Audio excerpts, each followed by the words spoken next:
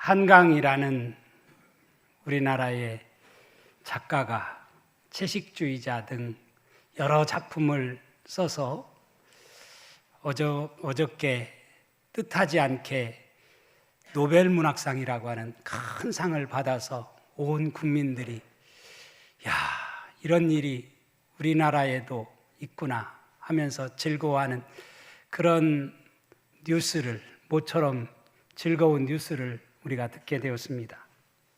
김대중 대통령이 노벨 평화상을 받은 이후에 우리나라에서 언제 노벨상 수상자가 나올까 생각을 했는데, 문학 부분에서 이렇게 한강이라는 작가가 쓴 작품이 정말 노벨상이라는 큰 상을 받게 되어서 내가 받은 것처럼, 우리 국민 모두가 받은 것처럼 참 기쁨을 함께하는 그런 시간이 되지 않았나 하는 생각이 듭니다. 저는 이것을 보면서 저 자신에게 물었어요. 과연 나는 천국에서 나를 위해서 어떤 상이 마련되어 있을까? 어떤 면류관이 나를 위해서 준비되었을까? 올해 저는 선교에 포커스를 두고 지금 목회를 하고 있습니다. 근데 과연 지금까지 한 해를 되돌아볼 때 얼마나 선교해 왔나? 선교의 열매가 얼마나 맺혔는가? 혹시 교회만, 구호만 외치다가 끝나는 그런 2024년 한 해가 되지는 않는가? 이런 질문을 저 자신에게 해봅니다. 유다서에 보면 이런 말씀이 나오지요. 그들은 기탄 없이 너희와 함께 먹으니 너희의 애찬의 암초요, 자기 몸만 기르는 목자요, 바람에 불려가는 물 없는 구름이요, 죽고 또 죽어 뿌리까지 뽑힌 열매 없는 가을나무요. 혹시 이 말씀에 나오는 애찬의 암초, 자기 몸만 기르는 목자, 바람에 불려가는 물 없는 구름, 죽고 또 죽어 뿌리까지 뽑힌 열매 없는 가을나무가 바로 나 자신을 가리키고 있지는 않는가? 혹시 나를 향하여 주님께서 그렇게 말씀하신다면 얼마나 비참한 우리의 모습이 되겠습니까? 그런 차원에서 이제라도 남은 한 해 선교적 교회가 되기 위해서 우리가 무엇을 해야 할 것인지를 생각해보는 저와 여러분이 될 수 있기를 간절히 바랍니다. 사도 바울은 제2차 선교 여행에 나서 아시아에서 유럽으로 건너가지요. 마게도냐 사람 하나가 바울을 향해서 환상 가운데서 이리로 건너오라고 말씀을 합니다. 바울은 지체 없이 마게도냐 첫 성인 빌립보를 들어가서 그곳에서 복음을 전하기 시작하면서 암비볼리, 아볼로니아, 데살로니가, 베레아까지 마게도냐 전 지역을 돌며 복음을 전했습니다. 가는 곳마다 주로 회당에서 유대인들을 대상으로 복음을 전했어요. 박해가 그렇게 심했지만 그는 아랑곳하지 않고 복음 전파자의 사명을 다하는 모습을 우리가 사도행전의 말씀을 통해서 지금까지 살펴보았습니다.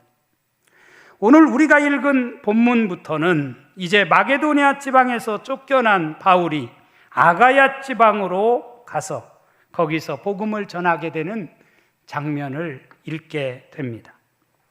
오늘 본문은 아가야 지방 아덴에 있는 아레오바고라고 하는 곳에서 바울이 한 유명한 연설입니다. 흔히 초대교회 때에는, 초대교회 당시 종교하면 예루살렘을 떠올리게 되어요. 정치하면 로마를 떠올립니다. 그렇다면 철학하면 어디를 떠올리겠어요? 아테네를 떠올리게 됩니다. 아덴, 오늘 본문에 아덴이라고 표현된 이 지명이 바로 아테네입니다. 그만큼 아덴은 당시 철학의 중심지였어요. 아덴은 전 세계에서 배움에 굶주린 사람들이 모여드는 최대의 교육 도시였습니다. 특히 철학을 공부하는 사람들은 반드시 헬라 철학을 공부해야만 했습니다. 소크라테스, 플라톤, 아리스토텔레스, 이 같은 철학자들이 다 이 아덴에서 나와진 것을 우리는 잘 압니다. 아덴은 철학뿐 아니라 과학, 문화, 예술의 중심지이기도 했습니다. 바울은 이처럼 당시 가장 학문적으로 발달된 아덴에 와서 아직 베레아에 있는 실라와 디모데가 오기를 기다리며 그곳에서 복음을 전했습니다. 당시 이 도시에는 철학의 두 학파가 쌍벽을 이루고 있었습니다. 하나는 에피쿠로스 학파라고 하는 철학이고, 또 하나는 스토아 학파가 주장하는 철학입니다. 당시 에피쿠로스 철학자들은 쾌락이 삶의 최고의 목적이다. 쾌락을 느낄 수 있다면, 쾌락을 얻을 수 있다면 우리는 최고로 행복한 자가 되는 것이다. 이렇게 주장하는 학파 사람들이 바로 에피쿠로스 철학자들입니다. 그들은 미래에는 관심이 없었습니다. 오직 현재만 중요시했습니다. 그들은 이렇게 주장했어요. 오늘 마음껏 먹고 마시고 즐기자. 이것이 바로 참된 행복이다. 오늘 마음껏 먹고 마시고 즐기자. 이것이 참된 행복이다. 이게 바로 에피쿠로스 철학자들이 주장하는 철학 사조입니다. 반면 스토아 철학자들은 자신의 욕망을 억누르며 자연과 조화를 이루며 살아야 한다고 주장을 했습니다. 그렇기 때문에 저들은 금욕 생활을 통해서만 참된 기쁨과 구원을 맛볼 수 있다라고 주장을 합니다. 이렇게 전혀 상반된 주장을 펼치는 철학이 아덴에는 있었습니다. 이런 철학뿐 아니라 아덴에는 우상들로 가득 찼다고 말합니다. 어떤 기록에 의하면 아덴 사람들의 숫자보다 아덴에 있는 우상의 숫자가 더 많았다고 하는 기록도 있습니다. 아덴의 가장 높은 언덕에는 파르테논 신전, 여러분 화면 속에 나오는 저 가장 높은 곳에는 저 파르테논 신전이 세워져 있습니다. 그 신전 안에만 적어도 3만 개의 우상이 있었다고 합니다. 오늘 본문에 나오는 아레오바고는 파르테논 신전 바로 아래에 있습니다. 제가 언젠가 그리스를 방문했을 때 이 아레오바고 언덕에 서 본 적이 있습니다. 거기에서 보면 그리스 시내가 한눈에 들어옵니다. 아레오바고는 아레스의 언덕이란 뜻인데, 아레스는 그리스 신화에 나오는 전쟁 신입니다. 본래는 아레스 신에게 제사하던 곳이었는데 후에는 공개 강연장으로 사용되었고, 또한 12명으로 구성된 재판을 하던 곳으로 사람들은 이곳을 아레오바고 법정 이렇게 불렀습니다. 오늘 말씀 바로 앞에 보면 바울이 어떻게 해서 아데네까지 오게 되었고 저들에게 아레오바고에서 연설을 하게 되었는지를 말해주는 말씀이 나와 있습니다. 오늘 우리가 22절 말씀부터 읽었는데 오늘 본문 바로 앞에 한번 읽어볼까요? 19절에서 21절 말씀 함께 다 같이 한번 읽어보겠습니다. 시작. 그를 붙들어 아레오바고로 가며 말하기를 내가 말하는 이 새로운 가르침이 무엇인지 우리가 알 수 있겠느냐? 내가 어떤 이상한 것을 우리 귀에 들려주니 그 무슨 뜻인지 알고자 하노라 하니 모든 아덴 사람과 거기서 나그네 된 외국인들이 가장 새로운 것을 말하고 듣는 것 외에는 달리 시간을 쓰지 않음이더라. 여기 아덴에서 바울이 저들에게 들려준 것은 저들에게는 아주 생소하고 아주 새로운 것이었다는 거예요. 즉 예수의 부활에 관한 복음이었기 때문에 이것은 저들에게는 듣도 보도 못하던 아주 생소하고 새로운 것이었어요. 18절 하반절에 보면 이렇게 말씀하잖아요. 이는 바울이 예수와 부활을 전하기 때문이로라. 바울이 전한 것은 예수와 부활을 전했어요. 에피쿠로스 철학자들이 주장하는 쾌락도 아니었고, 스토아 철학자들이 전하는 금욕생활도 아닌 예수와 부활이라고 하는 복음을 듣게 되니까 저들에게는 전혀 낯선 새로운 것에 대한 호기심을 갖고 듣게 되었다는 이야기입니다. 그래서 바울이 저들에게 전한 말씀이 바로 22절부터 31절에 나오는 오늘 우리가 읽은 이 대목이 바로 아레오바고에서 한 바울의 그 유명한 연설입니다. 22절 말씀이 이렇게 말하죠. 바울이 아레오바고 가운데 서서 말하되 아덴 사람들아 너희를 보니 범사에 종교심이 많도다. 아덴 사람들아 너희를 보니 범사에 종교심이 많도다. 바울은 어떤 철학적 지식으로 저들에게 접근하지 않았습니다. 도리어 그들의 내면에 있는 종교심을 파고들어 접근한 것을 볼 수가 있죠. 아덴 사람들아 너희를 보니 범사에 종교심이 많도다. 어저께 아브라함 회에서 강원도 속초를 다녀왔어요.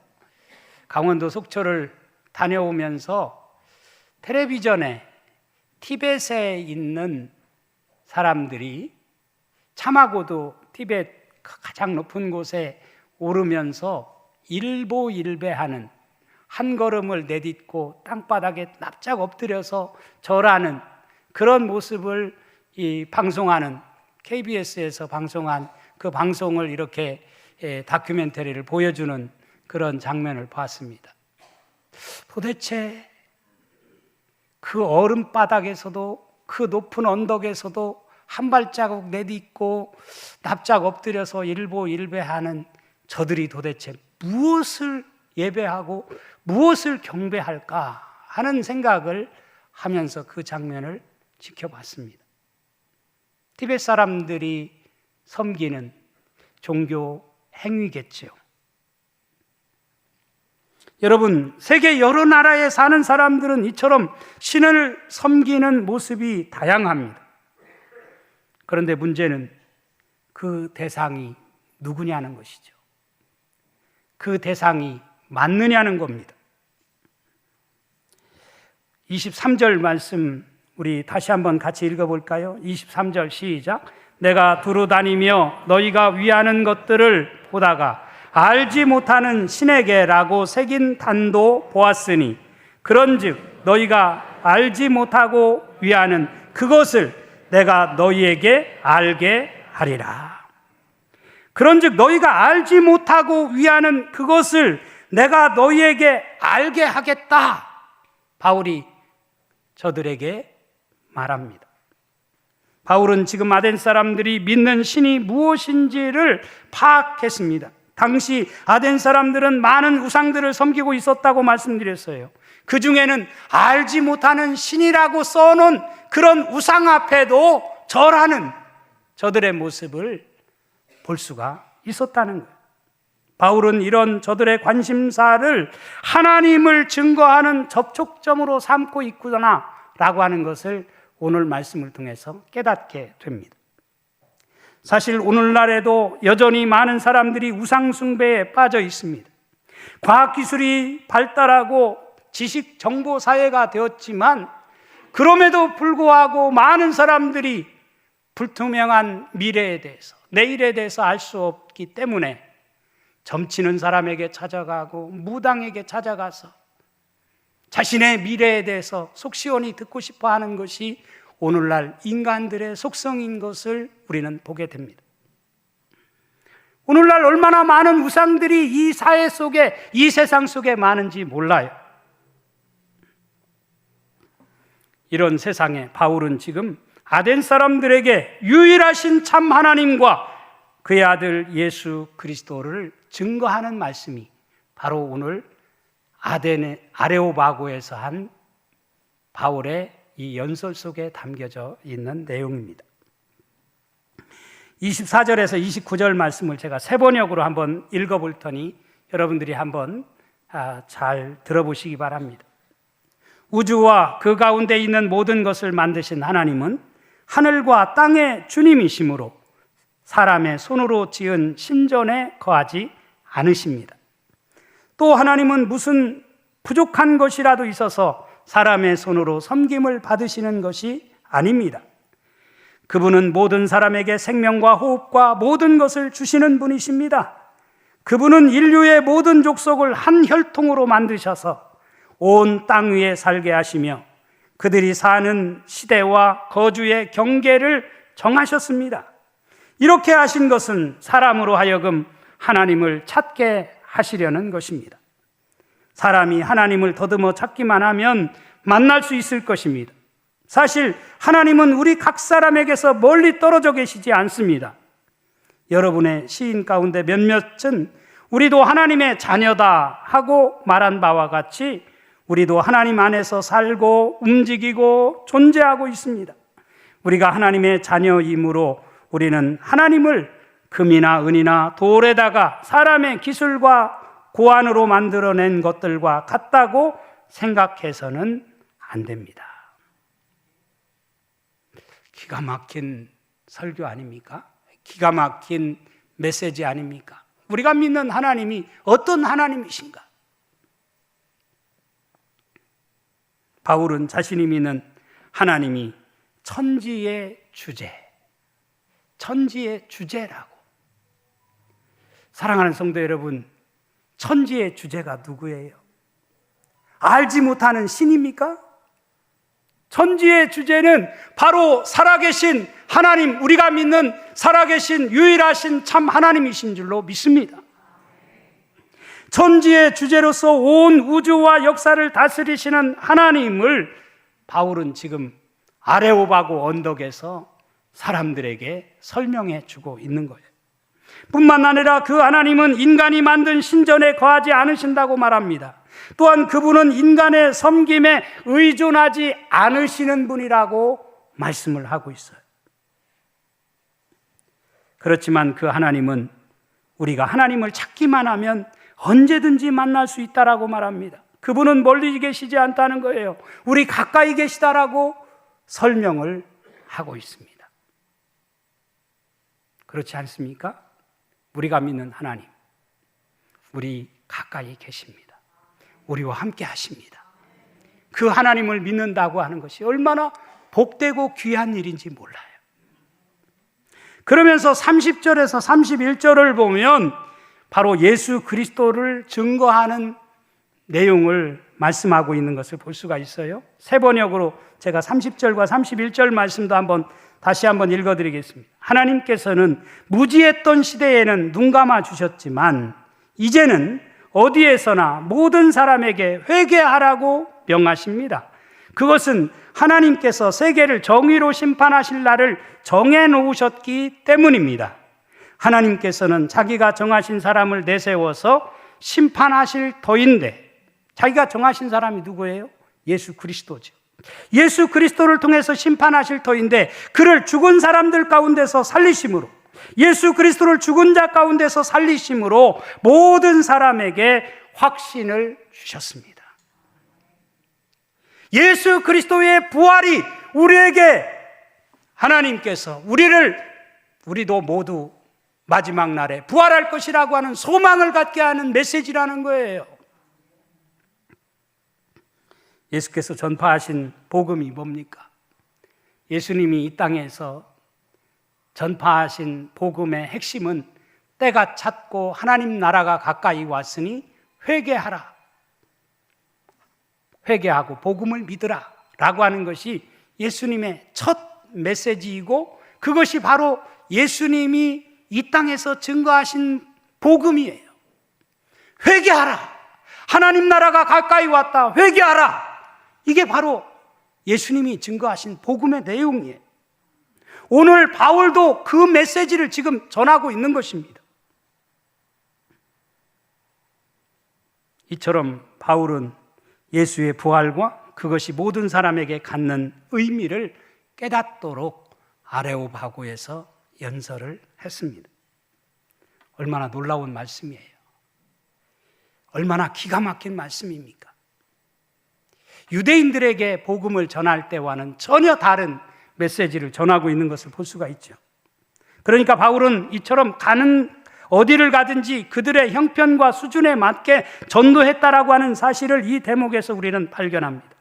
유대인들에게는 유대인에게 맞는 방법으로, 이방인들에게는 이방인에게 맞는 방법으로 바울은 메시지를 전했어요.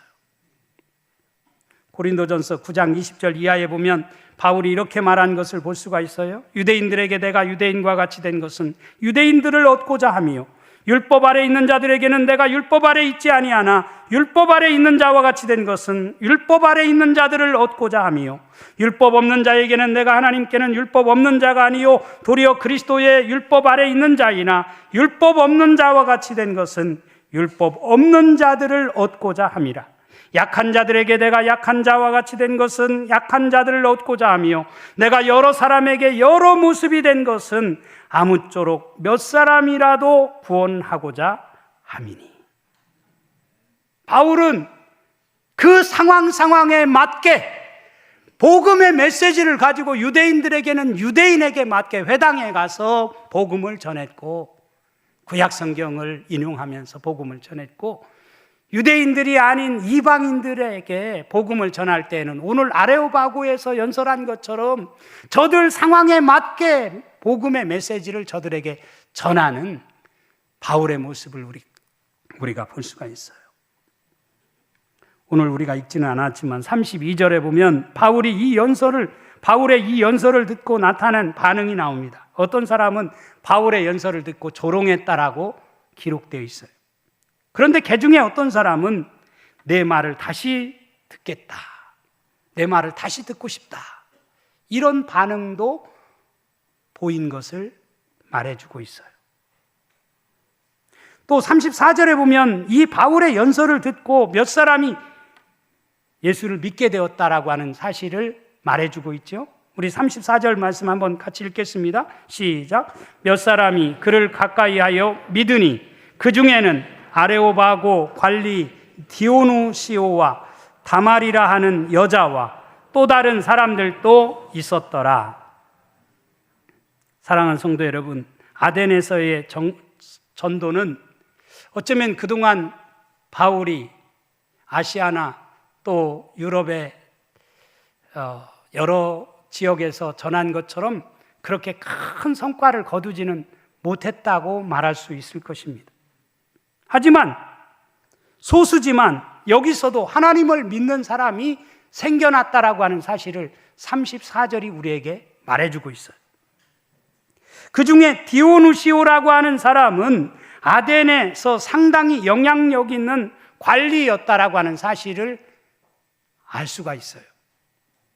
역사가 유세비우스에 따르면 그는 최초의 아덴 감독이 되었고요, 후에 고린도 감독으로 있다가 96년경 도미시안 황제 때 순교를 당한 것으로 그렇게 기록을 하고 있습니다. 아마 여기 관리 디오누시오와 아마 다말이라고 하는 여인은 그의 아내였던 것 같아요. 성경학자들은 아내였을 것이다 이렇게 추측을 합니다. 아무튼 이 아레오바고 연설을 통해서 소수지만 이 아덴의 후에 감독이 되고 고린도의 감독이 되고 그 무시무시한 박해시대 도미시안 황제 때 순교를 당한 이 디오누시오와 다말이라고 하는 이 사람이 전도의 열매로 맺어지게 되었다라고 하는 사실을 오늘 본문은 우리에게 말해주고 있습니다. 사랑하는 성도 여러분, 어쩌면 오늘날에도 우리가 복음 전하기가 참 어려운 시대에 지금 우리는 살고 있습니다. 아덴과 같이 아덴 사람들처럼 어쩌면 나름대로의 어떤 에피쿠로스 철학자들도 있고 또 스토아 철학을 따르는 그런 사람들도 많이 있는 것을 우리가 봅니다. 수많은 우상들을 섬기는 사람들이 즐비한 것이 오늘의 현실입니다.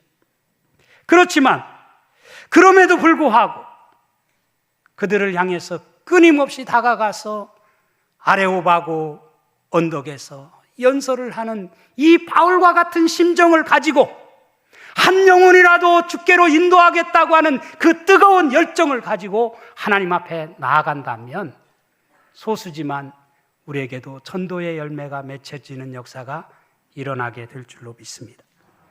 바라기는 다시 선교적 교회로라는 표어로 나아가는 우리 모두가 남은 한 해 동안 열심히 전도해서 추수감사 주일에 전도의 열매를 주께 올려드릴 수 있는 저와 여러분이 되어줄 수 있기를 주님의 이름으로 축원합니다.